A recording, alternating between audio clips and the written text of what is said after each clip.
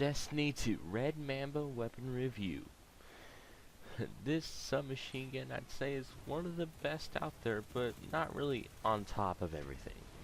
It's good at close quarters where SMGs really dominate, but the thing is, the anti-OD exists, so yeah.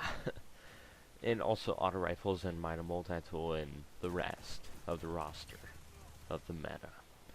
Anyway, on the perks here, you just got a lightweight frame for a little bit better movement speed, which I'd say is pretty good.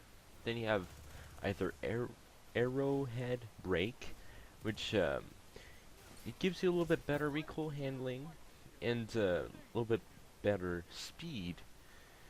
And well, I'd say that it actually decreases recoil compared to the chambered compensator, which is what I have equipped now, which increases the stability, moderately controls the recoil, and slightly decreases the handling speed.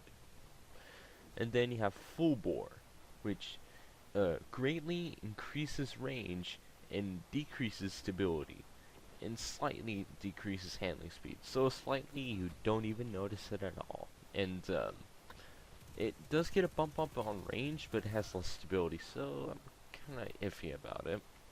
Then you have steady rounds. This magazine is optimized for recoil control and greatly increases the stability and slightly decreases range. So I'd say full bore and steady rounds is a pretty good way to go, but then you have the real thing about this weapon.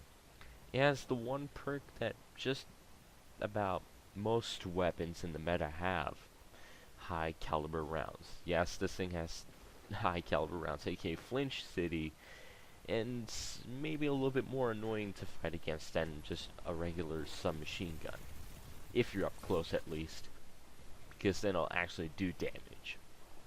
And then you have tap the trigger.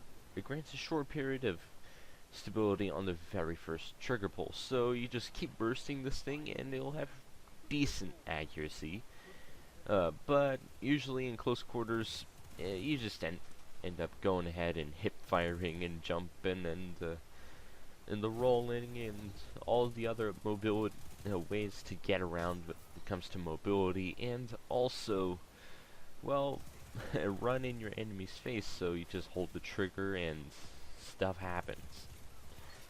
Anyway, since I noticed that most of the viced weapons actually have the highest rate of fire on them, like their auto rifles are the 750 rounds per minute, and the submachine gun is one of the 900 rounds per minute, along with that out of options Omlon submachine gun.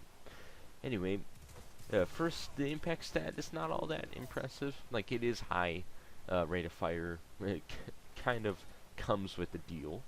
Then you have a good range stat, which can be changed up with full bore and also a little bit of high cal in steady rounds, and as well as tap the trigger. Then handling is very good. If you use arrowhead brake, you have an absolute ton of handling, which means a better recoil direction, I think. I'm not sure. And I think I should probably use arrowhead brake someday. And I think also it decreases flinch. I'm not sure. And then you have well, a pretty good reload speed. Not the best in the world, but it's good enough.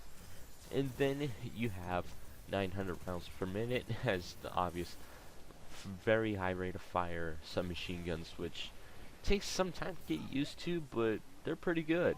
And not as great as like anti-OD and the others in the 600 round archetype, but hey, whatever. Then you have 360 rounds in the magazine, and nothing changes when it comes to that. So yeah, you're stuck with those 360 rounds, but I'd say it's good enough. It's good enough to do the job.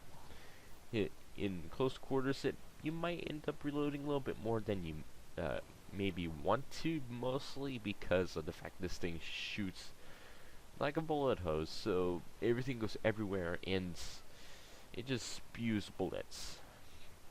Other than that, The light level I got this was 289. Where I actually got it was either from an engram or from the gunsmith. Yeah, and I'd say it's pretty easy to get. I actually had it a long time ago when I first, got my character and whatnot, and got him up to speed in the story and whatnot.